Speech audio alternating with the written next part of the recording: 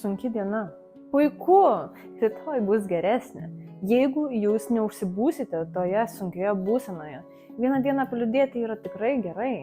Tačiau jeigu jūs būnate toje būsenoje antrą dieną, trečią dieną ir dėl to nieko nedarote, tik tai graužite save, kaltinate save, ieškote aplink kaltų, skundžiatės, kaip yra blogai, koks yra prastas gyvenimas, tai tokiu atveju jūs niekaip neužaugsite. Bet jeigu jūs sugebate sekančią dieną atsikelti iš lovos, apsirengti, pažiūrėti veidrodį, koks jūs esate iš tikrųjų gražus ir talentingas ir ieškoti sprendimų, ieškoti būdų, kaip pataisyti savo nuotaiką, jūs esate jau geram kelyje. Jūs esate žmonės, jūs esate jaučiantys žmonės, jūs nesate robotai, jūs galite jausti ir geras emocijas, ir turite jausti ir blogas emocijas, jūs turite jausti visą emocijų spektrą, kad būtumėte harmonijoje.